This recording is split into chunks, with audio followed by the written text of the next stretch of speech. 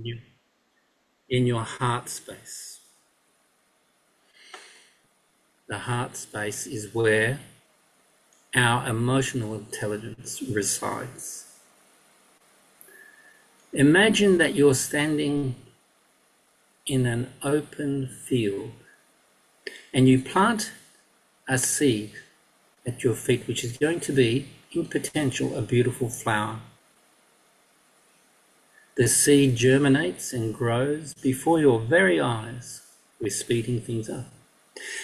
The seed becomes a lovely plant. But there is a problem. The field is open.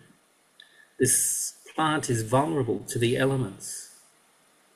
So you build a wall, a beautiful wall, the kind of wall you've always wanted in your own homes, perhaps.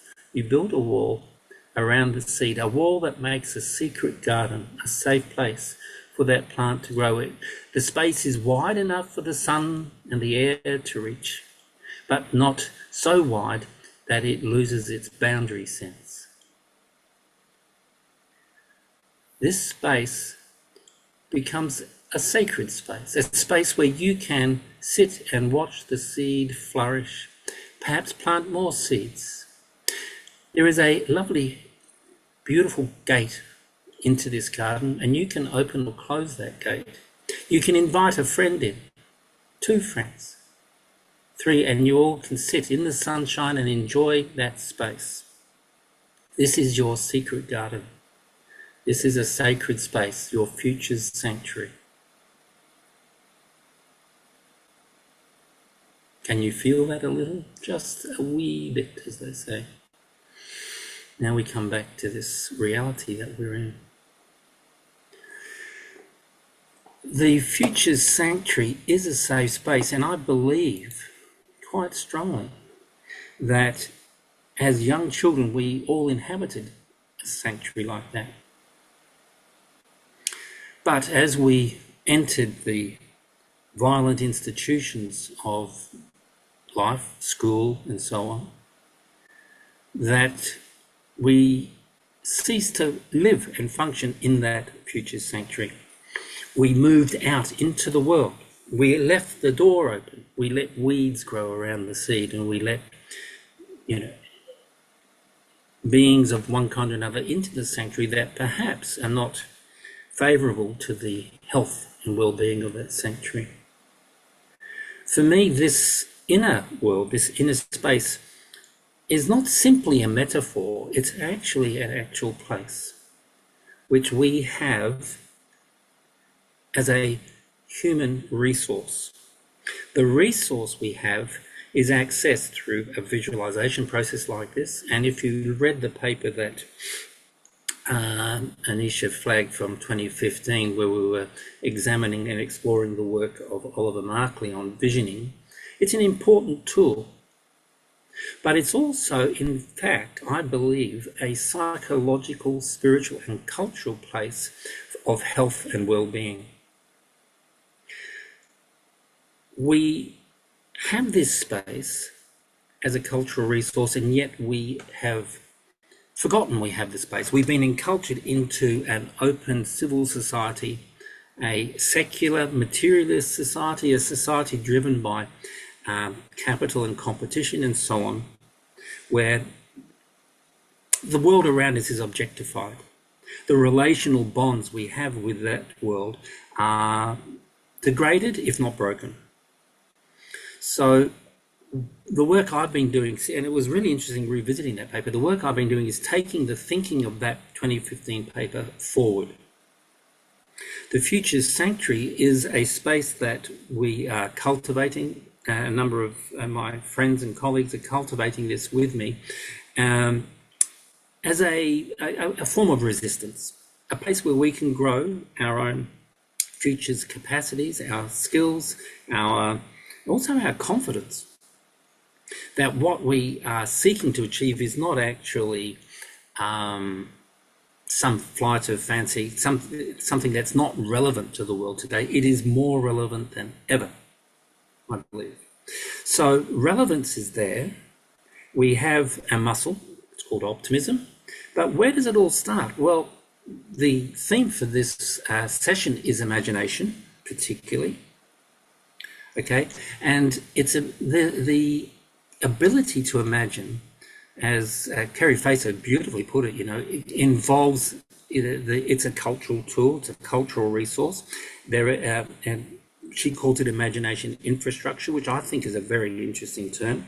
And that infrastructure, the cultural and social assets available to us, as well as our own internal psychological orientation and the kind of worldview that we carry with us. Worldviews, if we look at the way Kerry is talking in her previous session for Anisha, worldviews are infrastructural, okay? And imagination ceases to simply be a tool for thinking and generating ideas about better futures. It actually becomes a verb. That's why I use the term Imagineering, like engineering, Imagineering. We are building things with imagination. So Imagineering comes out of, I think, it's a natural human capacity to build futures, but it also involves something else. It relies upon the cultural context in which we exist. We are cultural beings, we are narrative beings, and we've inherited a wide range of cultural texts, you might call them. I think of them, you can read culture as a text. But if we start thinking, well, what does the imagination do? Well, it draws upon the cultural database that we have. I'm calling that the future sense of memory. Memory is the fundamental basis for culture. It is narrative in orientation, and it supplies us with what? With the data that we need. We can't imagine something if we don't exist if it's not in our framework of worldview, of sense making. Leonardo da Vinci, he was a smart fellow. He came up with all sorts of things, submarines, helicopters, and so on. But he could not imagine a wireless device. He could not imagine something because he lived in a Newtonian universe of cogs and wheels, pulleys and levers and so on. So there was a ceiling to what his incredible gift of vision and insight could achieve. That's true for us now. Much is happening in the world today that we cannot possibly really understand. As a species, as a human species, amongst global species of all kinds, we're experiencing, well, Kerry called it a polycrisis, just utter confusion and disarray. Our civilizations, plural, have hit a wall. Our ability to problem solve has become primitive and violent and angry and fearful.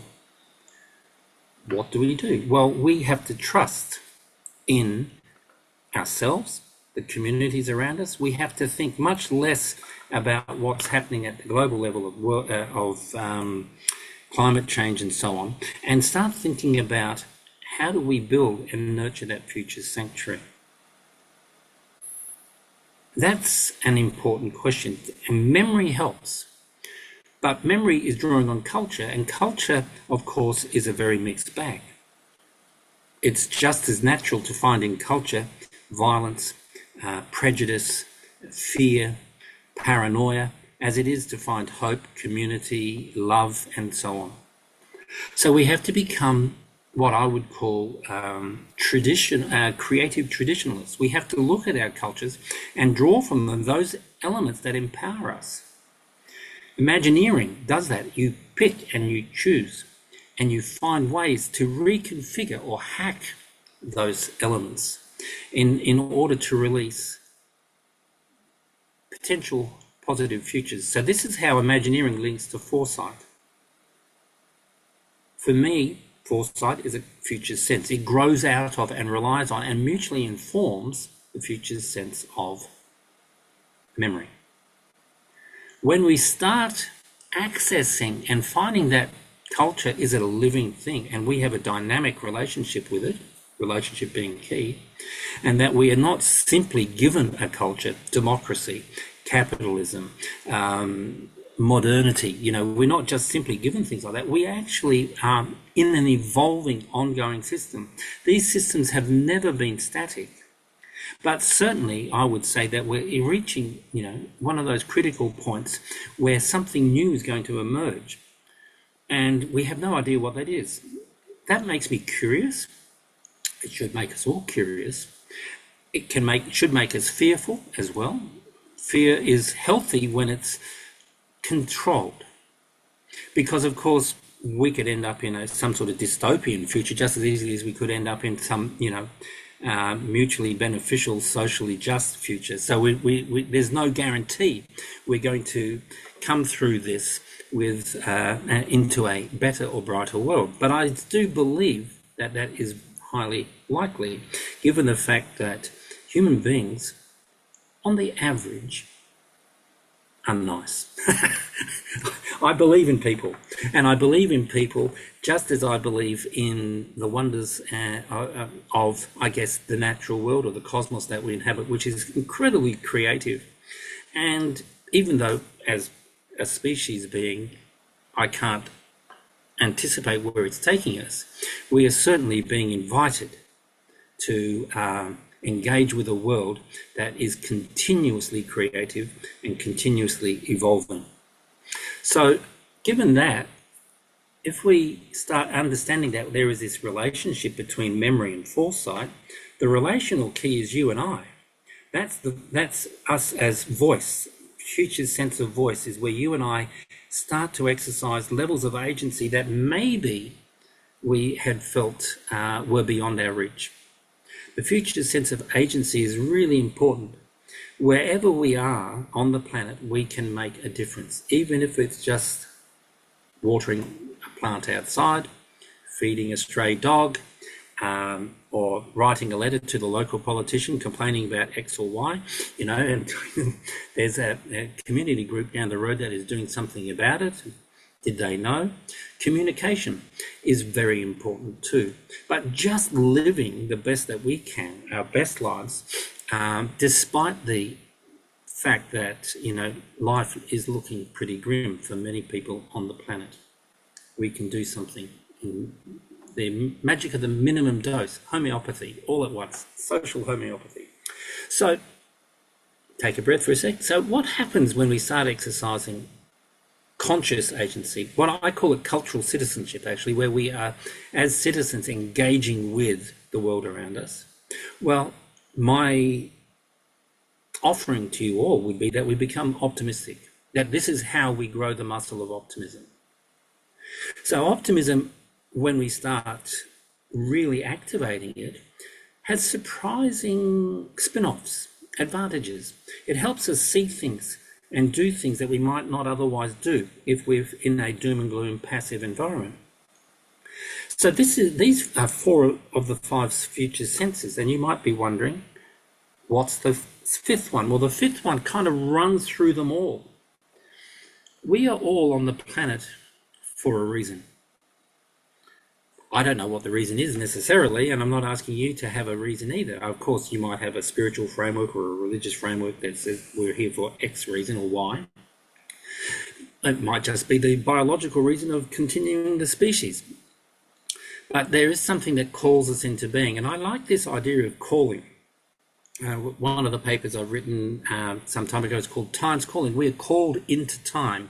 We are called into the world because there is something for us to do, and we yearn. We are yearning, I feel, for community. We are yearning to actually return to and renovate our future sanctuary, you know, and that to me is really important.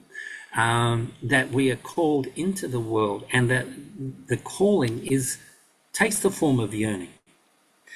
Heidegger talked about behoming, that we yearn or long to return home. From a spiritual tantric perspective, there's this thing called the Brahma Chakra cycle, which is a cycle from we left sort of the Brahmic consciousness, come down material universe, human beings and other things, and we are returning. And that sort of informs the form of meditation that many of the sort of ancient yogis and modern teachers also teach. So there is however you like to look at it, we're returning home. If you're a Christian, it's returning to heaven. That's where we want to go. If you're an atheist, it's returning to our humanity and finding the best of us. So it can take many forms, and however we want to frame it, of course, is one of the challenges, because we're finding new language, or we're using or repurposing old language, like the word yearning, for to understand, should I say, the way in which we function as a species and as an individual within the species. There is species consciousness and there is individual consciousness. Then there are local forms of that take the forms of different cultures, European culture or French culture, Swedish culture, South African culture, Pakistani culture, Taiwanese culture, Australian culture, and so forth. But the point is that as an individual, we are sharing in species experiences. And species, I'm using the plural because, of course, the human species doesn't exist in a vacuum. There's the more than human species. And we are always, consciously or unconsciously, in dialogue with that. So when we start putting these together, imagination and Imagineering become really, really important. And what works on the imagination is our ability or inability to see pattern, to see meaning, to find shared meaning, grow community, so that our future sanctuary becomes more robust.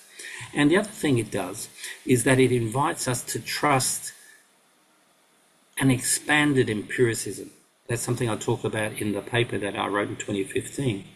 An expanded empiricism is that the way experience works actually doesn't just mean concrete experience in which we can analyze a microbe or a rock or a tree or a social context through the social sciences.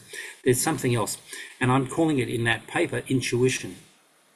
And intuition is an expanded human faculty that allows us to join the dots, as I say in that paper. It allows us to,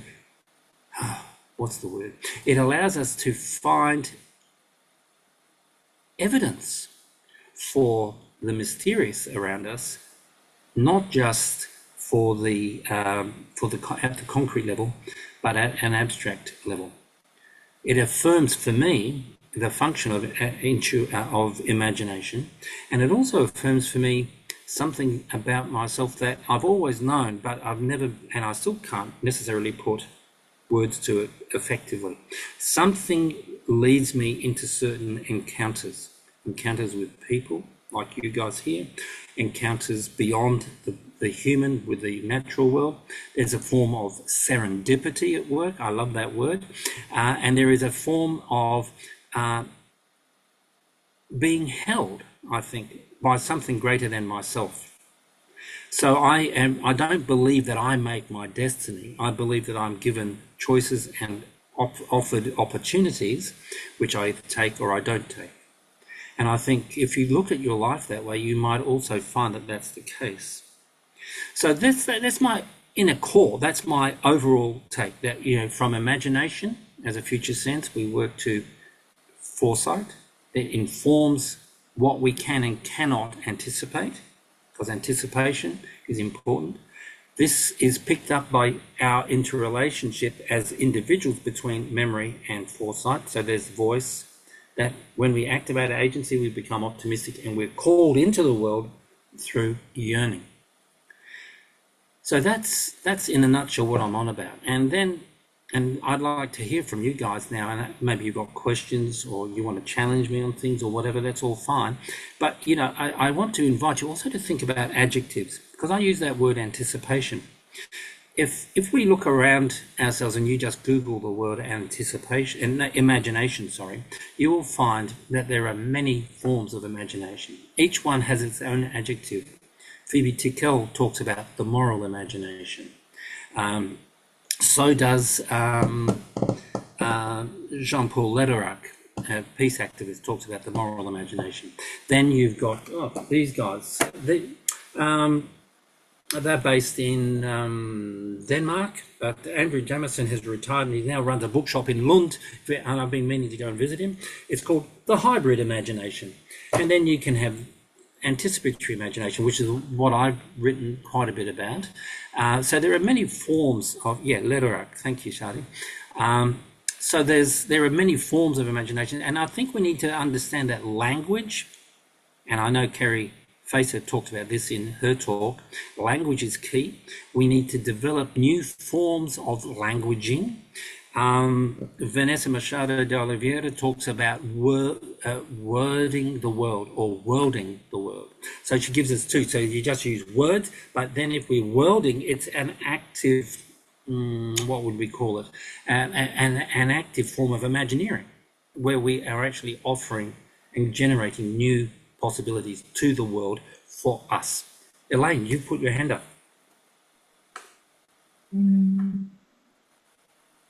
Yeah, hello. You and Camilla have also written so beautifully about grace, and I would love it if you could weave that into what you're saying now as well. Absolutely. Thank you. No problems. Well, Camilla Mazzini Alistair and I, 2019, I think the book came out, we produced an edited book called Phenomenologies of Grace.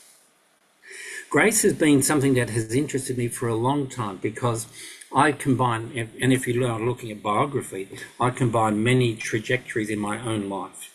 So I was a very odd young person. I confess to being very odd. I'm still eccentric and odd, but when I was 13, I started going to a yoga class in Western Australia in the middle of nowhere, and I found this person who was doing yoga.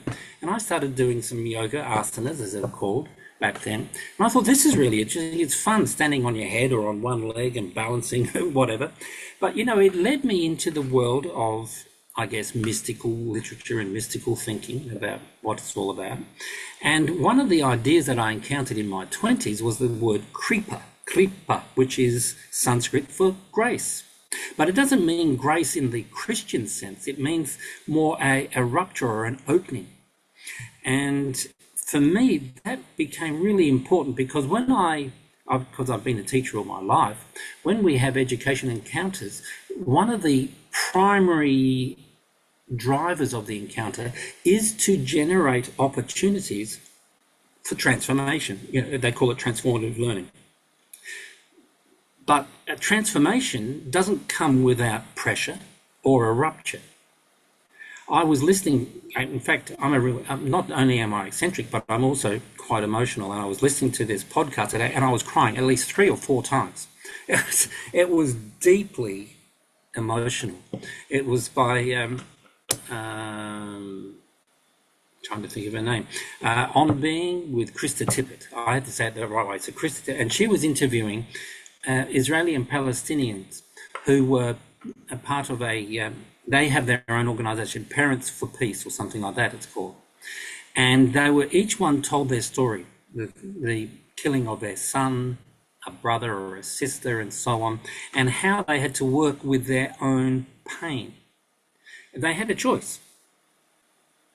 Anger, violence, continue the pattern, or take another route and seek peace.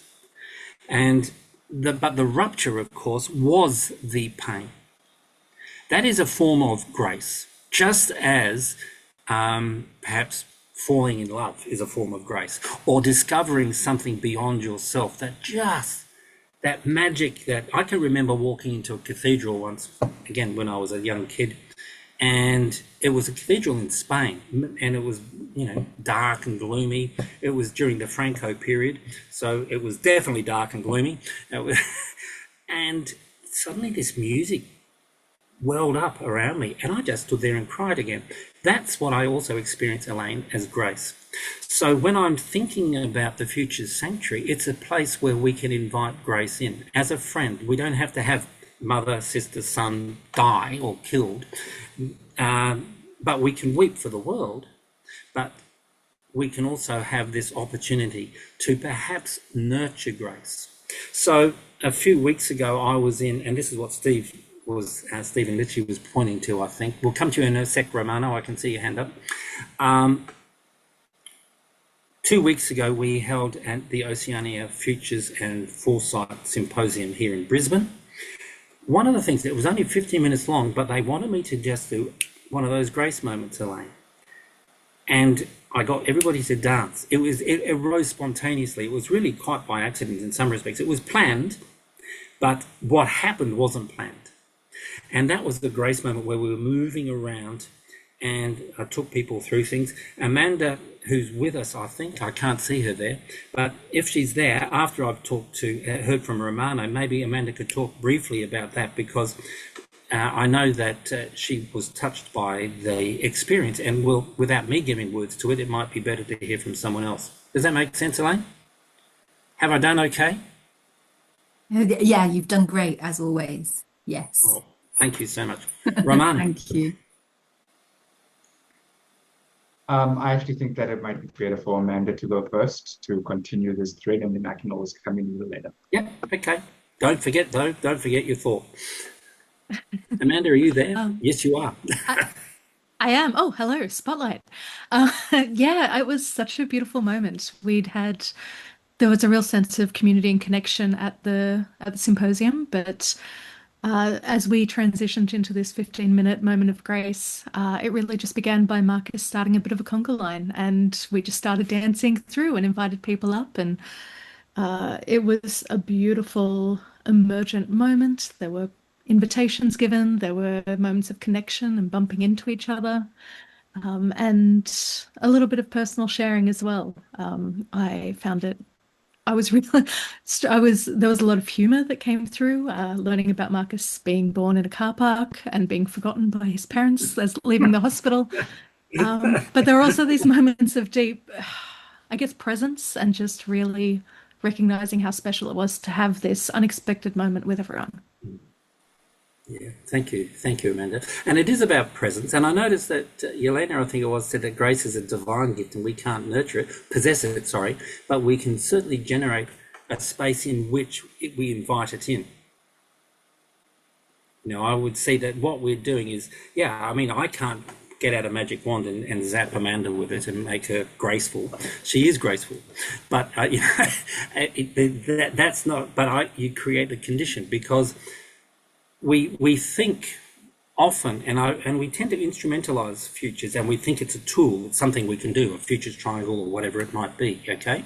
But in actual fact, it's the human element that holds the whole thing together. Actually, and Shadi was there too. Shadi, do you want to add to that reflection from Amanda? Yes, to the risk of Romano losing his thoughts. I'll just chime in, because for me that was if I could say there was 3 touching moments, that was definitely my top 3. Because I mean, we all know that futures and foresight spaces are in general different from other academic or institutional spaces. You don't really get to dance around in many conferences. But even that aside, I've been to a lot of art and peace building retreats and yoga and stuff like that, but there is something special and the way that Marcus does this, that brings everyone on equal footing. And it doesn't matter who you are, like your identity per se doesn't really matter if you're 50 years into your work or if you're just someone who is in the early stages of being part of that community. You all find yourself there fully in your body and fully able to share feelings and emotions, things that did not necessarily transcend through the realm of words. But somehow I had a few moments where we were just like dancing with someone random.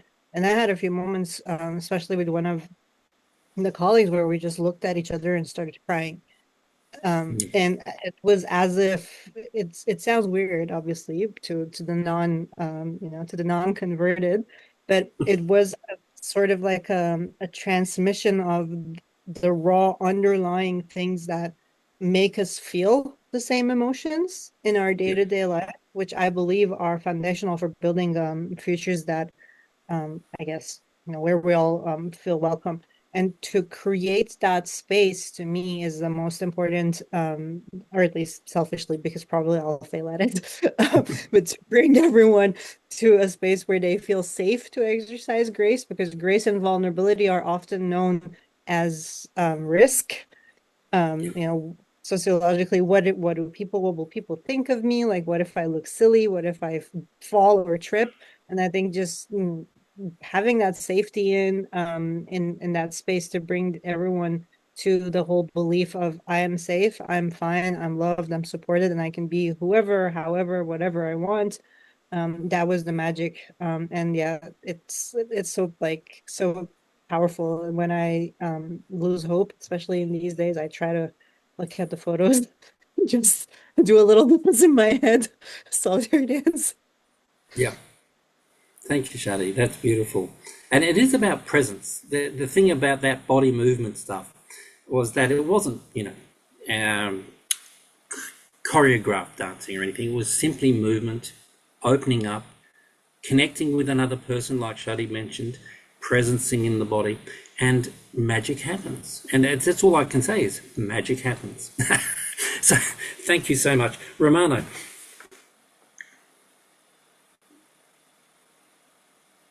Yeah, I guess since I've been spotlighting everybody else when they ask the question, I'll gradually spotlight myself. Thank you very much, Marcus. I was wondering what your thoughts are around boredom or space for imagination. I think that I see in the chat, Elaine also has a comment making space for imagination. But in our normal lives now, at least mine, everything is very structured and taken up by something.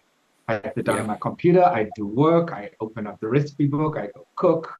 While I'm cooking, there's probably Instagram in the background. I sit down, eat my food with some sort of New York Times article, but there's never a time anymore where I feel like my mind can just wander. And as a kid, my dad would make me stand in the line at the bank while he went to go do other work. And I'd stand in the line with nothing to do and start to imagine ways in which we could make the bank a fun place to be. And not all those ideas were necessarily very good, but I feel like that space is missing now, that space of wondering or boredom, I guess. I think it's a fabulous question because boredom is so important. We tend to think of boredom as an enemy. We've got to keep the kids occupied the whole time, give them an iPad or whatever it is, and tell them to sit there. Just because we do live in this hyper-fast world. So I'm thinking of things like, the fast movement or the fast food or the slow food movements. Slow food. One of the things that came out of the this Oceania conference actually was and Amanda was one of the chief instigators to this. We ran the miniature Museum of the Future. My little guy, we all had to create something. I've got something from, where is it? It's hiding somewhere. I had it just before. I was waving it around. It's gone missing. We had to create there it is. It's a little matchbox kind of thing. I swapped mine with a good friend of mine, Kate, and she gave me this one. So we had this little matchbox thing. And mine, I'd created out of clay a little snail and I put it in there. And I called mine Slow Futures. Romano. So I must have been anticipating unconsciously your question, because we can't do fast futures. It's almost an oxymoron. That really speed has been, something that we've worked to transcend. We want to go faster than the speed of light, like in Star Trek. Now, I love Star Trek, by the way, but, we want to go faster than the speed of light. But we have always seen certain barriers which we associate with progress, and one of them is filling space. There's a beautiful book by Maureen Perkins on temporality. I can't think of the title right now. It came out a long time, 20 odd years ago now, in which she talks about the advent of the calendar in the pre-modern period, the calendar was produced usually by churches, and it was filled up with Christian holidays in the West. And there were, before the English Parliament annihilated most of them, apparently about 140 odd holidays a year. That sounds pretty good, don't you think? Can you imagine living in a world where you had 140 holidays, and they reduced it to about 8? This was part of the parliamentary attack on public space and public imagination. Oh, there's a slow snail, one image. Good on you, Amanda, she's found it. And the point that she was making is that we were given blank calendars. By the year 1900, blank calendars were being produced so that you could fill the calendar yourself.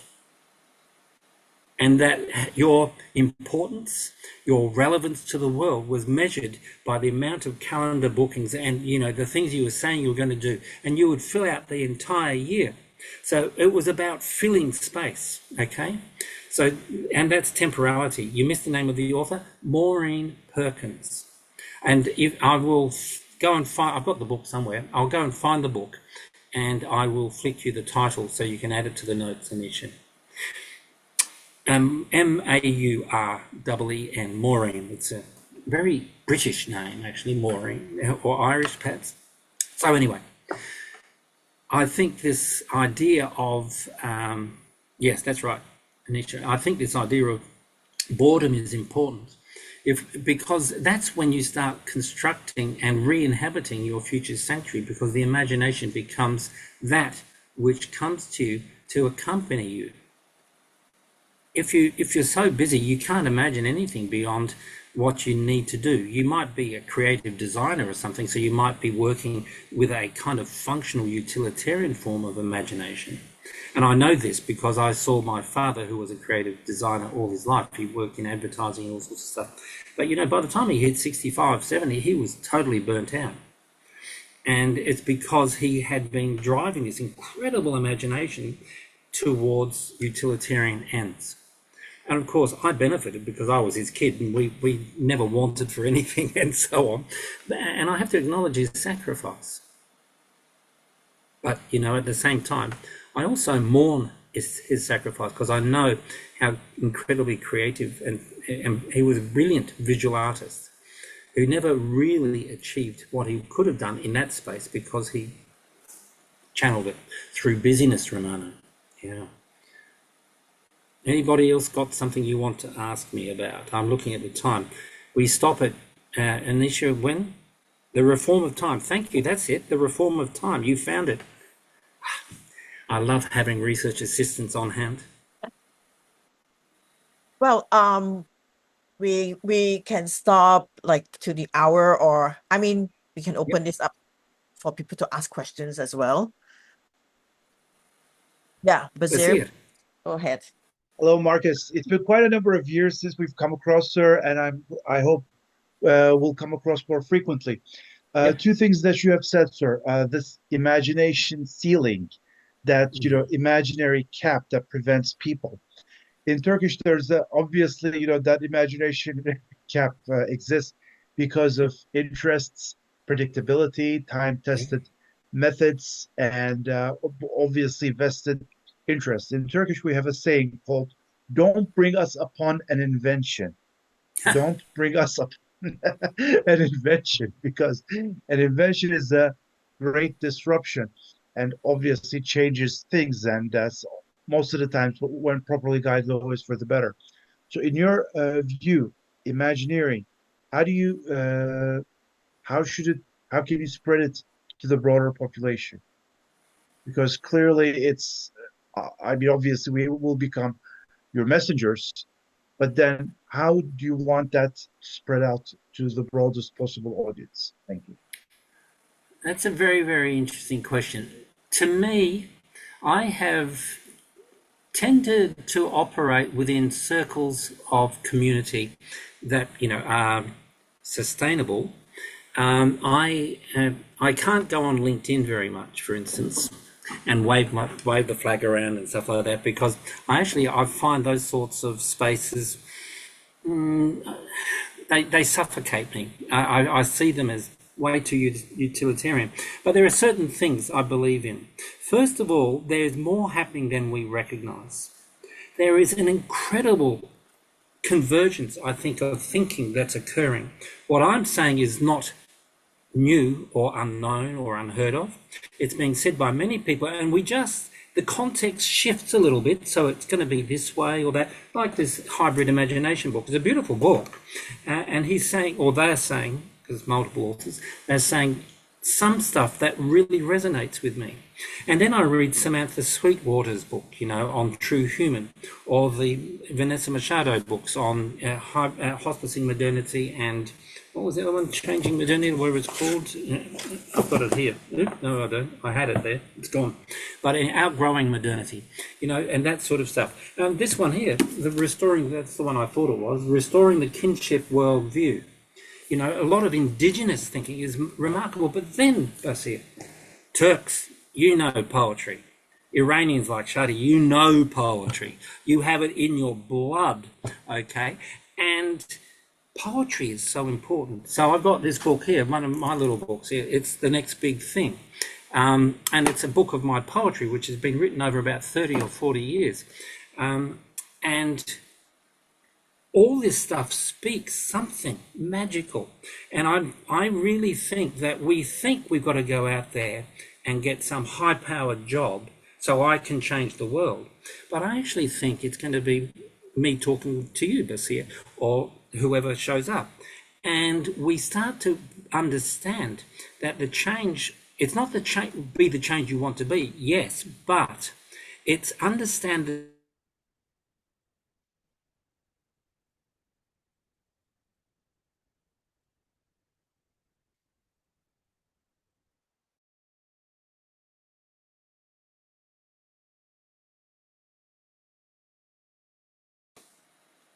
and it's only 6 episodes, but in those 6 episodes, they go around the country visiting small communities that were totally falling through the cracks, ignored by the government, no money, crime, poverty, whatever.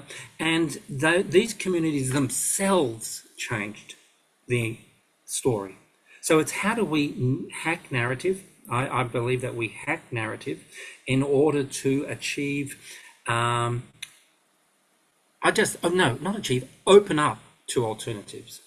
So for me, if you go out and you start proselytizing, alternative imaginations or Imagineering, brilliant, because that's going to make a difference in your own space. And, one of the things we talked about, possibly before we even started, Anisha and I, we were talking about, we never hear necessarily what happens. We have a conversation. I write that paper from 2015. I don't know who's read it. I've hardly ever seen anybody use it. It was because those special issues they're rich and they're brilliant, but if they don't hit a certain chord at a certain time, and timing is everything, that's another form of serendipity. Timing is so important. If it doesn't hit a chord, it just disappears into the ether. And then 10 years later, someone like Anisha comes along and says, oh, look at this, and waves it around, gets a bit of attention for it. Does that make sense, Bussey? Because that's my only way of understanding what's happening. It's a great answer and a solution. I guess eventually everyone is compelled to become an Imagineer with all of the climate change and strategic shocks, energy shocks, and I guess we're going to have a whole lot more vocabulary with shocks. Thank you very much. No problems.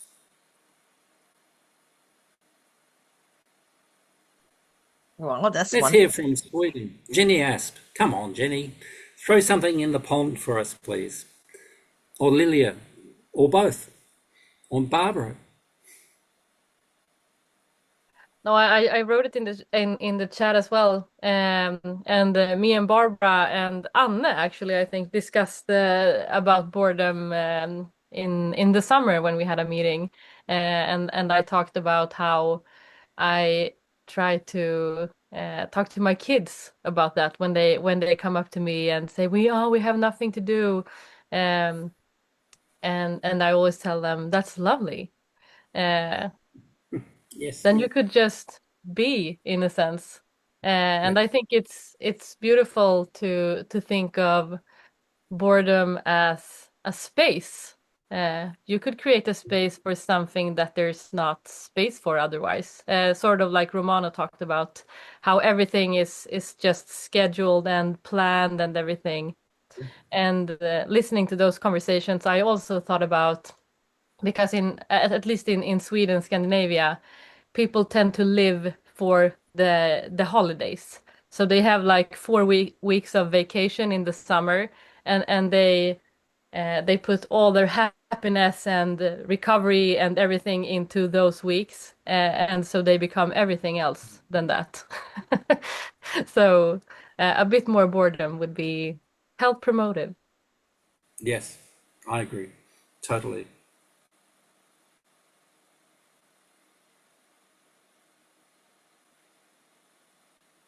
Elaine has her hands up. Yeah, Elaine. Yeah, I'm kind of pulling on my one of my selves, which is my my librarian self. Ah, Way back. So I'm always very you want to delighted. arrange my books, right? You're going to help me sort. Yeah, there is that kind of long between you and Anissa, the kind of you're triggering me. But so this self is, you know, I think what is so special about that self is having been in this privileged position of when somebody enters a library, especially kids or especially adults, they often don't know what they're looking for. They have an idea of a book. There's that kind of it's a moment of grace in the sense of they don't want to be bored, but they also can't articulate the answer, as it were. But they know that a certain type of thing speaks to them. And so it's very shadow of the wind in what you get to do. But there's something really beautiful about offering people or enabling them to choose something in which they then find their voices, their selves reflected. And it's always a kind of prism effect of something and something. And so it's less about sitting with the nothingness and much more about not consuming, but this space of allowing where a voice that hasn't been heard or part of a voice that hasn't been heard it kind of comes forward, and then there's a cascade effect of ideas or imaginings, and there's so much in that space which is, and in the ideas space, as you all know, which is giving not approval but permission to embrace and to recognize and to say, no, that's absolutely what you should be doing. And I think that is so critically important at this point. And I just hark back to what you were saying earlier, Marcus, about the students and they're kind of going on and on about the difficulty of the world. And I was wondering if the role that we have is that bridge for them to, because what they're trying to articulate is kind of the equivalent of them walking through the doors of the library and going, well, I want a book, but I have no idea what book I want. And so is that flipping into here, through this path lies hope. Hope is a practice. Hope is about naming harms. And that's also, I think, what they're trying, the sense of articulation of what they're trying to articulate is, we know in the rise of authoritarianism, They come for the poets first. In any empire building, come for Exactly. the poets Yes. first, and they flatten imagination and they crush imagination and space. So we lose playing fields, and we lose outdoor spaces, and we lose access to nature. We lose libraries, we lose school libraries, they're digitized. And so I feel also as a Star Wars, Star Trek fan, I feel really strongly that the acts of resistance we make are this kind of, small acts of great love. Yeah. It is the conversation, it is the book lending, Yeah. it's that really granular community spaces of offering people voice, space for voice. Yeah. I could go on. And it's beautiful. It's beautiful. But what I'm hearing in through the whole thing is this thread of yearning. It brings people in, and we're yearning. We're yearning for many things, but they all seem to come down, in my mind, to some form of this heart space to find, and we find that not by sitting on a mountain and meditating on your own, but we find it in meaningful community. Libraries, at least in Australia, have become places of community. They're no longer places where you just go to borrow a book, because as you said, so much of it is now digital, but they've got all sorts of other resources in libraries. It's been quite beautiful to see the metamorphosis in a social technology. You're talking about imagination infrastructure, Anisha. A library is a place in which imagination infrastructure is actually embodied in many respects. Well, technically, I am sitting on a mountain alone.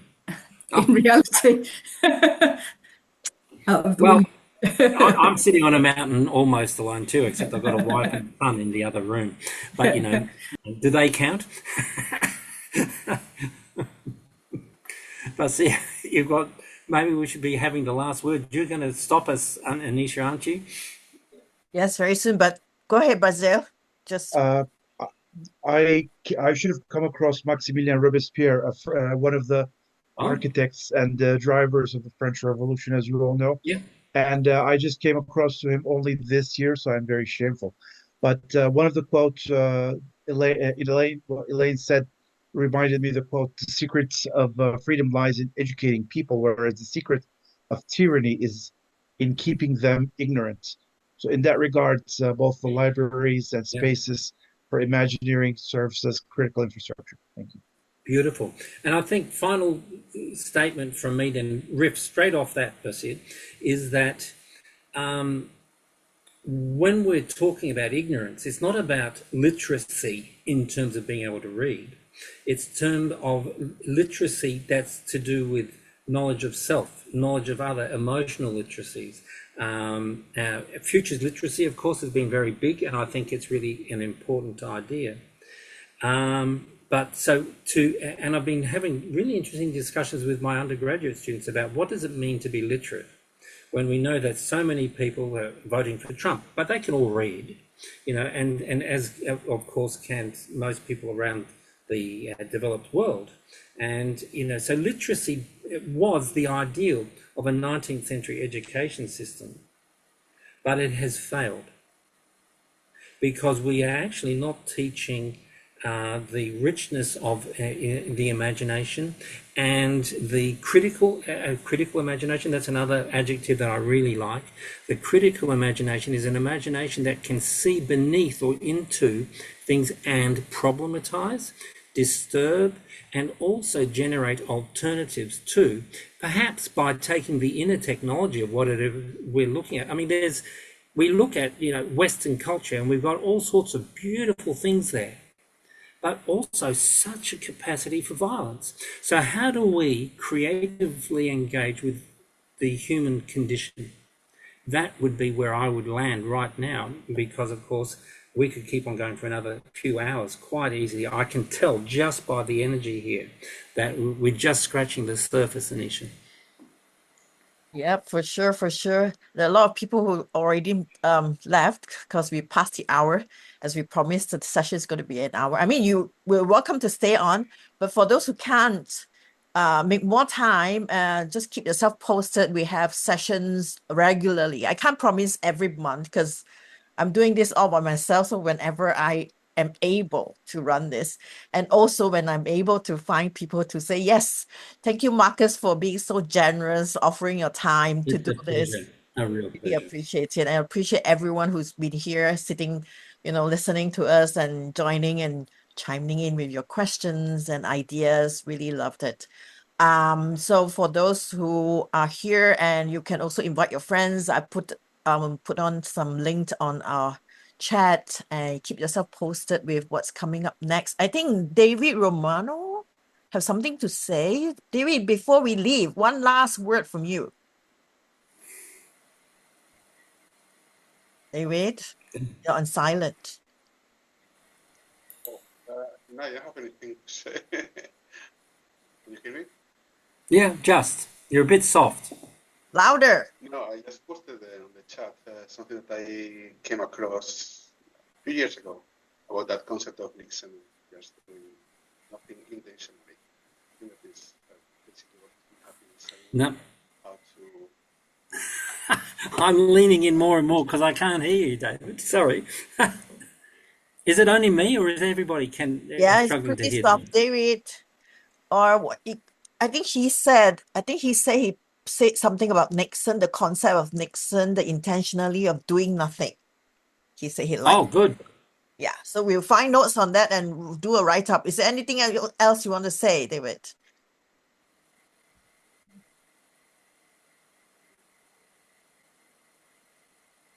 Maybe he can't hear us either.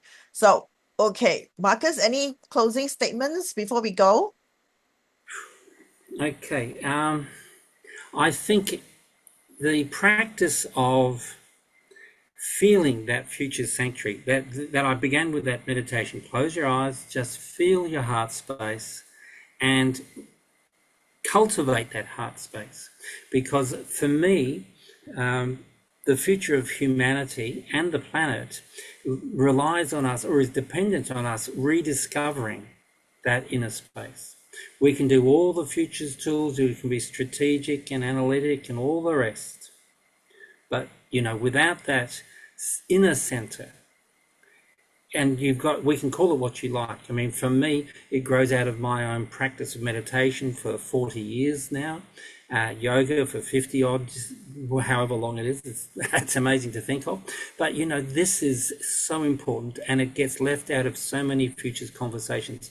So we need to evolve from futures thinking to futures feeling, in which the sanctuary and that kind of emotional literacy that I'm talking about, we cultivate that, and of course the result is, I'm looking at Yelena, popped up then momentarily, that we invite grace in, and that to me is key. And I thank you, and I'll come back whenever you like, Anisha, to annoy people. And I love the fact that you've got 96 people there. You see, people are going, but there are more people here now than there were 10 minutes ago. What's going on? Did some people get the wrong hour? Getting the the global clock right, I think might be part of what happened. I know. I just saw like Nog just sign in, Dr. Bean signing in from Japan. I know Dr. Bean for a few years back, and yeah, it's crazy. I'm sorry, you guys, you're a bit late, so we are kind of closing up.